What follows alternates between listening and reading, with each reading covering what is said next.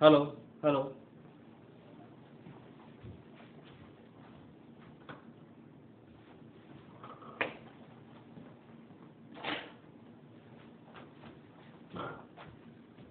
Hello dear students, अभी हमने पढ़ा था परपेंडिकुलर बाइसेक्टर और सर्कल सर्कल के बारे में।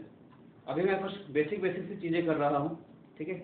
शुरू की कुछ क्लासेस में मैं सारे के सारे थ्योरी दूंगा, जितने भी रिजल्ट्स हैं, जितने भी लेमस हैं। फिर धीरे धीरे हम लोग जो है इससे प्रॉब्लम सॉल्विंग पे आ जाएंगे, ठीक है। हर एक टॉपिक के ऊपर हम लोग हर एक लेमा का अलग अलग से हम लोग प्रॉब्लम सॉल्विंग करेंगे, ठीक है बेटे। सो अभी हम कुछ बातें कर लेते हैं। मेरे पास अगर कोई भी ट्रायंगल है ABC, एंगल ए के अपोजिट साइड स्मॉल a है, स्मॉल b है, स्मॉल c है।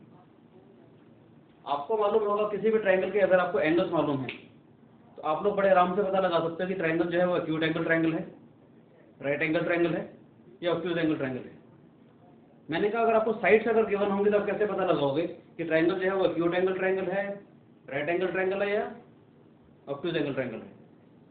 राइट एंगल ट्रायंगल का लगभग सभी को पता होगा पाइथागोरस थ्योरम से, किसी एक साइड का स्क्वायर बाकी दो साइड के स्क्वायर के सम के बराबर अगर होता है तो वो राइट एंगल ट्रायंगल होता है। मगर अगर एक्यूट एंगल ट्रायंगल और ऑब्ट्यूज एंगल ट्रायंगल के बारे में पता लगाना हो तो कैसे पता लगाएंगे। फॉर एग्जांपल साइड से देखिए 13 सेंटीमीटर, 14 सेंटीमीटर, 15 सेंटीमीटर, तो मैं कैसे पता लगाऊंगा कि वो जो ट्रायंगल है वो एक्यूट एंगल ट्रायंगल है, ऑब्ट्यूज एंगल ट्रायंगल है या राइट एंगल ट्रायंगल है, ठीक है बेटे। ट्रायंगल इनइक्वालिटी सभी को पता होगी, sum of any two side must be greater than the third side, difference of any two side must be less than the third side, है ना बेटे। वो सारे छोटे छोटे बातें आपको सभी बड़े आराम से पता होंगी। तो अभी मैं कुछ बातें बता रहा हूँ कि अगर साइड अगर गिवन हो हमारे पास तो कैसे पता लगाएंगे ट्रायंगल जो है एक्यूट एंगल ट्रायंगल है, राइट एंगल ट्रायंगल है या ऑब्ट्यूज एंगल ट्रायंगल है, ठीक है बेटे। एक थ्योरम आती है हमारे पास एक्यूट एंगल ट्रायंगल थ्योरम, वो क्या होती है देखेंगे हम लोग। मैंने बोला ABC हमारे पास एक्यूट एंगल ट्रायंगल अगर है हमारे पास, फॉर एग्जांपल हमने क्या किया यहाँ से परपेंडिकुलर ड्रॉ कर दिया। Let AD is perpendicular to BC, ठीक है बच्चे। इस साइड को अगर मैं x मानता हूँ तो ये कितना हो जाएगा हमारे पास a minus of x, total side हमारे पास स्मॉल a थी, इस साइड को मैंने h मान लिया, ठीक है बेटे। So in triangle ADC what we are having is by using Pythagoras theorem AC square is equal to AD square plus BC square. मैं मान के चल रहा हूँ कि आपको पाइथागोरस थ्योरम पता है, इनके अगर नहीं पता तो मैं थोड़ी देर में आपको पाइथागोरस थ्योरम का फिर प्रूफ भी बताऊंगा, ठीक है बेटे। So in triangle ADC, AC square is equal to AD square plus BC square. So that is B square is equal to X square plus A minus X whole square. Okay. So we can write this as B square is equal to X square plus A square plus X square minus twice of AX.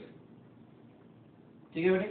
इसको थोड़ा सा इकट्ठा कर लेते हैं, H square plus X square plus A square minus twice of AX, this is B square. ध्यान से देखेंगे H स्क्वायर और X का स्क्वायर किसके बराबर आ जाएगा, C स्क्वायर के बराबर।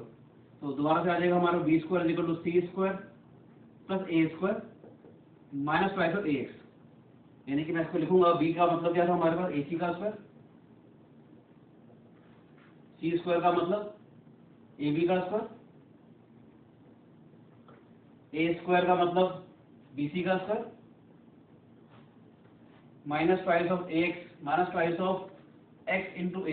X का मतलब BD minus twice of BD, A का मतलब BC।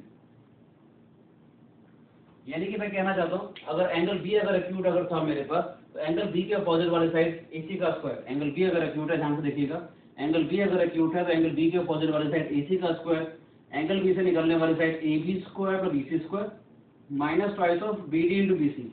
BD को मैं ऐसे याद रखना चाहूंगा, आप सोच के चले, मान लेते हैं यहाँ पर एक लैंप है या सन है, तो इस साइड की जो शैडो है वो ये पड़ेगी, AB वाली साइड की शैडो BC के ऊपर ये पड़ेगी, जिसे हम साइड शैडो भी कह सकते हैं, हम इसको प्रोजेक्शन भी कह सकते हैं, ठीक है बेटे।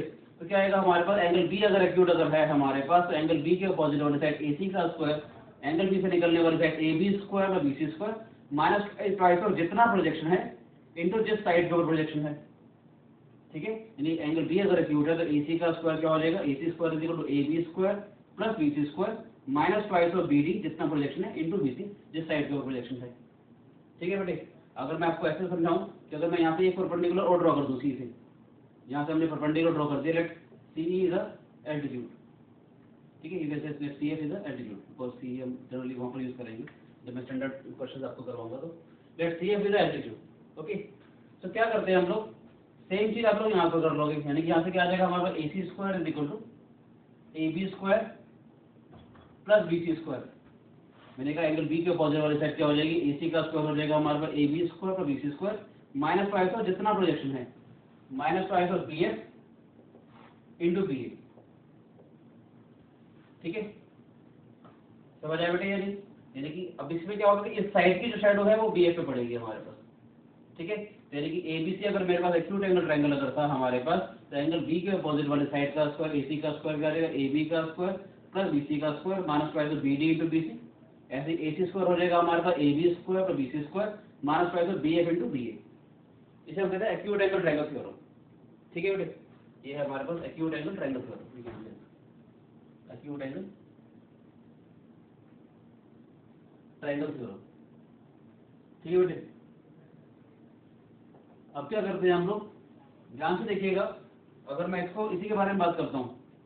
ठीक है, अब यहाँ ध्यान से देखते हैं कि AC स्क्वायर जो था हमारे पास, ये था AB square plus BC square minus का आंसर BD इंटू BC। ठीक है बेटे, आप सभी को मालूम है, अगर फॉर एग्जांपल मैं लिखता हूँ 5 इज इक्वल टू 7 माइनस 2, तो इसका मतलब क्या, 5 इज लेस देन 7। 5 क्या है, 7 माइनस 2, तो इसका मतलब क्या, 5 इज लेस देन 7। तो यहाँ से ध्यान से देखेंगे AC स्क्वायर जो है वो ये वाली क्वांटिटी माइनस ये वाली क्वांटिटी आ रहा है। इसका मतलब क्या, AC स्क्वायर जो है वो less than AB square plus BC square हो गया। ठीक है, यानी किसी भी ट्रायंगल के अंदर मैं ये कहना चाहता हूँ, let AC be the longer side. हमने कहा अगर आपको डायमेंशन दे रखी थी, let it be 13 centimetre, 14 centimetre, 15 centimetre, तो अगर जो भी लॉन्गर साइड है मान लेते 15 स्क्वायर है। ठीक है, तो AC का जो स्क्वायर है अगर लेस देन AB स्क्वायर और BC स्क्वायर के बराबर है, यानी लॉन्गर साइड का स्क्वायर अगर लेस देन जो है sum of the other two side का स्क्वायर के बराबर अगर लेस देन अगर आएगा, तो ट्रायंगल जो है एक्यूट एंगल ट्रायंगल होगा। यानी लॉन्गर साइड का स्क्वायर अगर छोटा आएगा बाकी दो साइड के स्क्वायर के सामने, तो इसका मतलब क्या है, ट्रायंगल जो है वो हमारे पास हमेशा एक्यूट एंगल ट्रायंगल आएगा। इक्वल आता तो हमारे पास हो जाएगा राइट एंगल ट्रायंगल, ग्रेटर आएगा तो ऑब्ट्यूज एंगल ट्रायंगल, वो भी हम अभी डेराइव करते हैं। ठीक है, इसको भी मैं अभी रखना चाहूँगा यहाँ पर, इसके अभी बहुत सारी चीज़ें हैं हमारे पास, वो भी मैं इसको अभी रखना चाहूँगा। तो ऑब्ट्यूज एंगल ट्रायंगल के बारे में अगर बात करें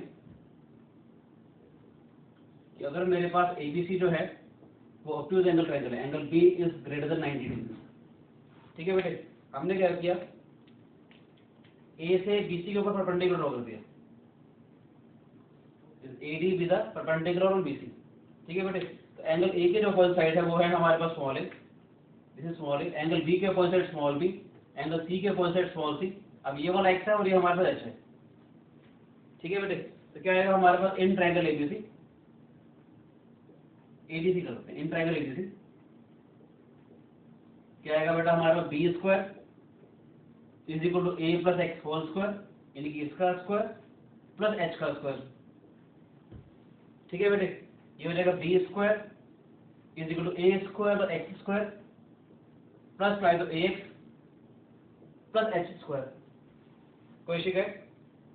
ठीक है, इसको हम लोग लिखेंगे now is equal to A square x square h square को मैंने इकट्ठा कर लिया प्लस पाई तो AX, तो x square plus h square कितना हो जाएगा, C स्क्वायर आ जाएगा, this is B square plus C square plus pi तो AX, sorry A square plus C square plus pi तो AX, this is equal to B square. यानी कि अगर ध्यान से अगर देखा जाए तो AC का square, AC square is equal to A square that is BC square and AB square that is AB square plus BC square plus twice of BD into BC। ठीक है बेटे, यानी कि अगर एंगल B अगर obtuse अगर है तो एंगल B के अपोजिट वाली साइड AC का स्क्वायर क्या हो जाएगा, AB square plus BC square plus twice of BD into BC। यानी जितना प्रोजेक्शन है, तो वही बात कहना चाह रहा हूँ कि अगर यहाँ लैंप पत्थर लगा दूँ तो इस साइड की जो शैडो है वो ये पड़ेगी बेटा हमारे पास BD with the shadow of AB on BC। जैसे प्रोजेक्शन भी कह सकते हैं कि एंगल B अगर ऑब्ट्यूज अगर है हमारे पास, तो एंगल B के अपोजिट वाली साइड AC का स्क्वायर हो जाएगा AB square plus BC square plus twice of BD जितना प्रोजेक्शन है इंटू BC, यानी जिस साइड के ऊपर प्रोजेक्शन है। ठीक है बेटे, अगर आपको याद भी हो हमारे पास अगर हमने कल पढ़ा था कि अगर कोई भी एक्यूट एंगल ट्रायंगल है तो ऑर्थो सेंटर जो है वो ट्रायंगल के अंदर लाई करता है। ठीक है, और जो ऑब्ट्यूज एंगल ट्रायंगल के अंदर ऑर्थो सेंटर जो है बाहर लाई करता है। यहाँ ऑर्थो सेंटर यानी कि अंदर आ जाएगा। यहाँ जो ऑर्थो सेंटर के बारे में बात करेंगे तो ऑब्वियसली ये 90 डिग्री अगर मैं इसको यहाँ पर प्रोड्यूस करूंगा, तो इसका यहाँ से इसको प्रोड्यूस करेंगे तो काम आ जाएगा। ठीक है, मैं आपको बताना चाहता हूँ कि मैं क्या कहना चाह रहा हूँ। इसको इरेज कर दूँ थोड़ी देर के लिए, ये समझ आया था हमारा रिजल्ट ये काम का है। ठीक है, आपको मैं समझा देता हूँ कि मैं क्या कहना चाह रहा हूँ। इसमें मैं ये भी कह सकता हूँ कि यहाँ पर जो प्रोजेक्शन है, अगर मैं इसको प्रोड्यूस कर दूँ, यानी कि अगर मैंने परपेंडिकुलर ड्रॉ कर दिया है यहाँ पर, सी एफ विद एल्टीट्यूड, ठीक है बेटे, ये ऑब्टयूज एंगल ट्रायंगल था, तो यहाँ पर हमारे पास ये रिजल्ट भी आ जाएगा कि ए सी का square is equal to A B square plus B C square plus twice of B F into B A. Acute angle triangle में नेगेटिव साइन आता है, ऑब्टयूज एंगल ट्रायंगल में प्लस का sign आ जाएगा। ठीक है बेटे, यहाँ पर अगर मैं लिखना चाहूँ इस केस में, ये लिख सकता हूँ 7 इज इक्वल टू 5 प्लस 2, मान लेते हैं 7 है, 5 है, 2 है, फॉर एग्जाम्पल वैसे कहना चाह रहा हूँ, तो इसका मतलब क्या 7 इज ग्रेटर देन 5। ठीक है, यानी कि AC का जो स्क्वायर है हमारे पास ग्रेटर आएगा A B square plus B C square से, अगर यानी लॉन्गेस्ट साइड का स्क्वायर अगर ग्रेटर आता है बाकी दो साइड के स्क्वायर के सम से, तो इसका मतलब ट्रायंगल जो है वो हमारे पास ऑब्टयूज एंगल ट्रायंगल हो जाएगा बेटे। अगर किसी भी ट्रायंगल के अंदर लॉन्गेस्ट वाली साइड का स्क्वायर अगर ग्रेटर आता है बाकी दो साइड के स्क्वायर के सम से, तो इसका मतलब ट्रायंगल जो है वो हमारे पास ऑब्टयूज एंगल ट्रायंगल हो जाता है। अगर वो लेस देन अगर आता है तो ट्रायंगल जो है वो एक्यूट एंगल ट्रायंगल हो जाता है। इक्वल आएगा तो वो राइट एंगल ट्रायंगल हो जाएगा। उसके लिए भी मैं आपको प्रूफ बता देता हूँ, उसका पाइथागोरस थ्योरम का भी प्रूफ है और कन्वर्स ऑफ पाइथागोरस थ्योरम का भी प्रूफ है। ठीक है, ये समझ में आए, कोई शिकायत? अभी इसी से मैं बहुत सारी बातें आपको डराइव करना चाहता हूँ। कुछ कुछ चीज़ें अगर आप देखना चाहें तो देख सकते हैं हमारे पास अभी भी, ये हटा दो बेटे। कुछ कुछ चीज़ें अगर आप देखना चाहें तो बहुत सारे रिजल्ट मैं ऑर्थो सेंटर में आपको बताऊंगा। वैसे जब मैं ऑर्थो सेंटर के रिगार्डिंग बात करूंगा तो बहुत सारे रिजल्ट हैं जो आपको यहाँ पे भी नजर आ जाएंगे। ठीक है, सो अभी कुछ करते हैं हम लोग, इसके रिगार्डिंग कुछ और बातें करते हैं।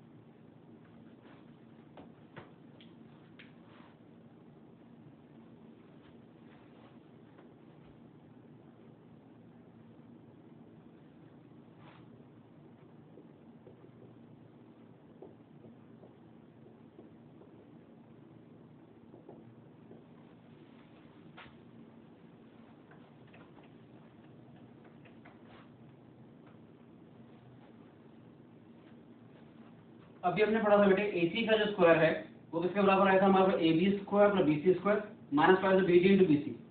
ठीक है बेटे, इसमें मैं आपको एक चीज और कहना चाहूंगा कि अगर मैं इसके अंदर कॉस ऑफ बी देखूं, इस ट्रायंगल ADB के अंदर आप देखेंगे इन ट्रायंगल ADB, अगर आप कॉस ऑफ बी देखते हो तो किसके बराबर आएगा, BD base upon hypotenuse, BA के बराबर आ जाएगा, AB के बराबर आ गया। यहाँ से आप लोग क्या करेंगे, BD की वैल्यू निकाल लीजिए, ये हो जाएगा AB into cos of B. ठीक है बेटे, BD की वैल्यू उठा करके यहाँ डाल दें फ्रॉम 1 and 2, तो हमारे पास क्या आ जाएगा, AC का square is equal to AB square plus BC square minus twice of AB, BD की जगह AB into BC cos B हो जाएगा बेटे हमारे पास। ठीक है, यानी AC स्क्वायर क्या हो जाएगा, AB square plus BC square minus twice of AB into BC cos B हो जाएगा बेटा हमारे पास। ध्यान से देखिएगा, AC किसके बराबर था, स्मॉल b के बराबर, ये हो गया b स्क्वायर। AB किसके बराबर था, स्मॉल c के बराबर, ये हो जाएगा c स्क्वायर। BC किसके बराबर था, a के बराबर, तो ये हो जाएगा a square minus twice of AB is small c and BC is small a, तो twice of AC cos b। ठीक है बेटे, इसको मैं यहाँ लिख दूं, इसको यहाँ ले थोड़ा शिफ्ट करते हैं, this is twice of AC cos b आ जाएगा हमारे पास a square plus c square minus b square. इस चीज को मैं लेफ्ट साइड ले गया, उसको मैं यहाँ पर ले गया। ठीक है बेटे, so what we are having is cos b is equal to a square plus c square minus b square upon twice of AC। ये किसी भी ट्रायंगल के अंदर अगर आपको साइड अगर गिवन हो, ABC अगर गिवन हो, मुझे अगर कोई भी अगर एंगल अगर निकालना है तो इस फॉर्मूला की मदद से एंगल निकाल सकते हैं। तो cos b का मतलब क्या आ जाएगा हमारे पास, cos b का मतलब आ जाएगा एंगल B से निकलने वाली साइड का स्क्वायर, यानी कि इसका स्क्वायर प्लस इसका square.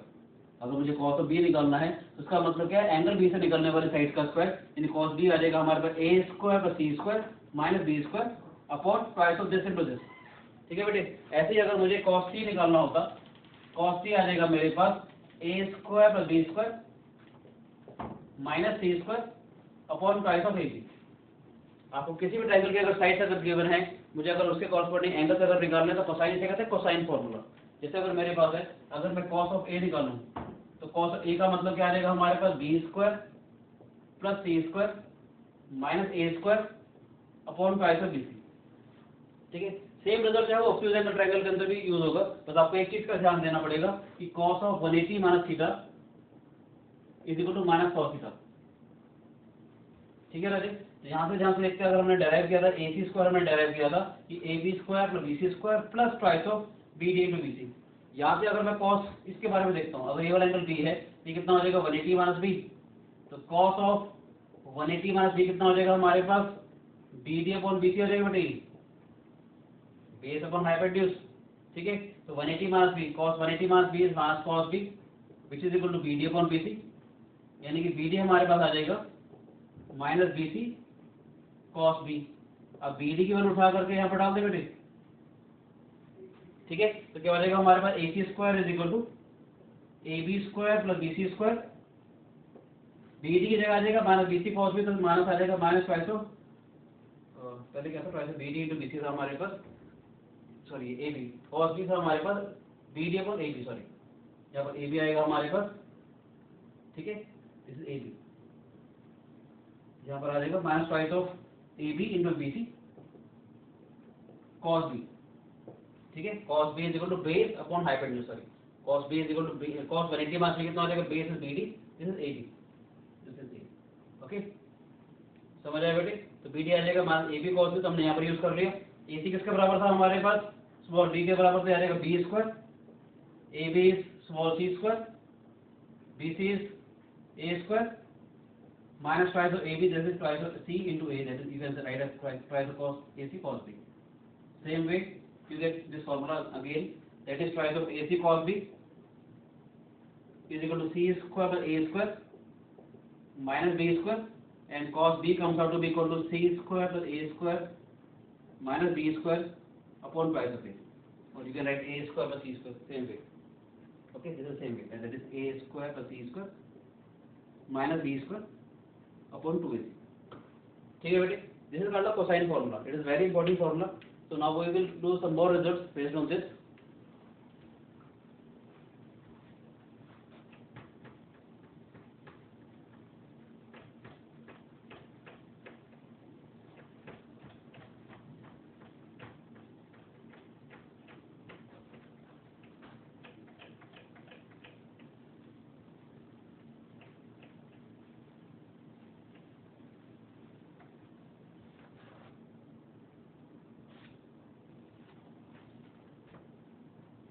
There is one theorem called Apollonius theorem.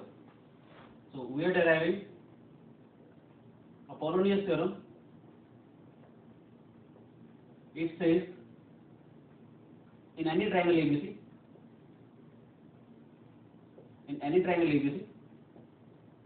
if AD is a median, given is AD is a median, okay, in any triangle ABC, acute angle triangle. So we have to prove that AB square plus AC square is equal to AD square plus half of third side square, that is BC square. This is one of the important results. If you have been given that the sides of a triangle are given, that if you have to calculate the length of the median, this theorem can be used. अगर आपको triangle के sides अगर given है तीनों, और अगर आपको इसकी मीडियन की लेंथ अगर निकालनी है, तो सारे रिजल्ट आप लोग डेराइव कर सकते हो। ठीक है बेटे, देखते हैं कैसे आएगा हमारे पास। This is small B, this is small C, this is small A. If you want to use acute angle triangle theorem and obtuse angle triangle theorem, you can use it directly, otherwise we will prove again. Okay, so if we want to use the theorem directly, since D is hanging point, D is a midpoint, so one of the angle is acute and one of the angle is obtuse. मैंने कहा इन दोनों में से एक angle acute होगा, एक obtuse होगा। ये आपको अभी देखने से नजर आ रहा है, दिस भी acute angle triangle, this is obtuse angle triangle. So what we are doing is we are just drawn the perpendicular on this. Let AE is a perpendicular drawn on this. Okay. Now in triangle ABD, angle D is acute, and by using acute angle triangle theorem, which I derived earlier, if this angle is acute, then AB square is equal to AD square plus BD square minus twice of DE into DB. अभी हमने derive किया था बेटा, अगर ये वाला angle अगर acute है तो इसके अपोजिट वाले साइड का स्क्वायर यानी AB का स्क्वायर, एंगल D से निकलने वाले साइड यानी AD square plus BD square minus twice of DE into DB हो जाएगा बेटे। ठीक है, ऐसे ही इन ट्राइंगल ADC, अगर ये वाला एक्यूट था तो ये वाला एंगल ऑब्ट्यूज हो जाएगा हमारे पास। ठीक है बेटे, इस ट्राइंगल के अंदर क्या आएगा, एंगल D के अपोजिट वाले साइड यानी AC का square, AC square is equal to AD square plus DC square plus twice of DE into DC। ठीक है बेटे, now BD is half of BC, you can say, you can write here as this is AD square, so BD is half of BC, you can write this is half of BC whole square, okay, minus twice of minus DE and twice of DB becomes BC, so it is DE into BC, 2 times of DB becomes BC. Similarly here AC square is equal to AD square plus DC. DC is again half of BC because AD is a median and it divides the side into two parts, two equal half parts, and BD is equal to DC. So DC becomes half of BC whole square again. That is half of BC whole square plus DE and 2 times of DC. 2 times of DC becomes BC again. Okay. How about it split all of it? Now if I add both these equations, so left hand side what we are getting is AB square plus AC square. This is AD square plus AD square becomes twice of AD square. This is twice of 1/4 of BC square, and this is cancelled out. This is minus D into BC, this is plus D into BC, this is cancelled out. So what we are getting is AB square plus AC square is equal to twice of AD square plus half of BC square. Okay, or just you can use this result as well. Just multiply both sides by 2. This is twice of AB square plus twice of AC square. This is 4AD square plus BC square. Okay, or you can take BC square to this side. Either if you want to take BC square to this side, you can take this side as well. Okay, this is one of the important result. Twice of AB square. Sorry. This is twice of AD square. Twice of AB square plus twice of AC square is equal to 4 times of AD square plus BC square. Is that clear? ठीक है बेटे? Okay. अभी आप ये result तीनों के साथ लगा करके काम कर सकते हो। इसमें we can use one more result, that is if G is a centroid. If G is a centroid and you have to calculate the length of AG, you should know that G divides AD in the ratio 2:1. I will prove the result right now. थोड़ी देर बाद मैं midpoint theorem जब पढ़ाऊंगा तो उसके साथ साथ मैं इसका भी प्रूफ करवाऊंगा कि why centroid divides the median in the ratio 2:1. Okay, if you want to calculate the length of AG, you can calculate the length of AG from here. As you get the length of AD, then AG comes out to be 2/3 of AD. Okay, from that relationship you can calculate the length of AG as well. Okay, so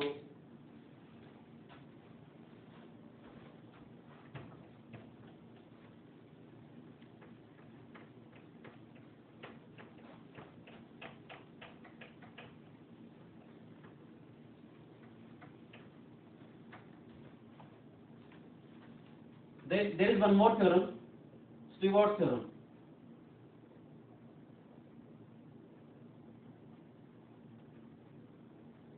Okay, what it says, this is the general theorem. Apollonius theorem is a particular case of a Stewart's theorem. This is a general, more general theorem than Apollonius theorem. It says if ABC is a triangle and D is any point right now. Now AD is not a median. Here D is any point on BC. In Apollonius theorem, D is a midpoint of BC, but here D is any point on BC.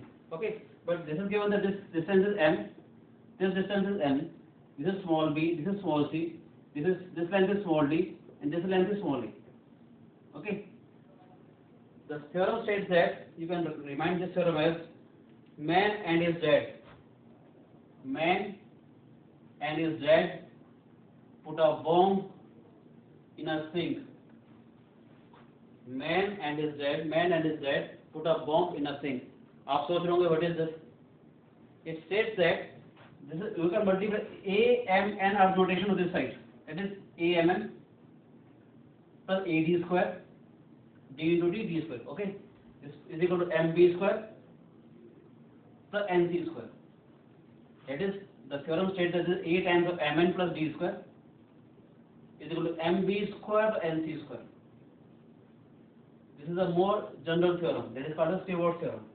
Okay, it is a times of m n plus d square is equal to m times of b square plus n times of c square. This is called a Stewart theorem. So we will prove this theorem right now. Let's say this angle is theta, this angle is 180 minus theta.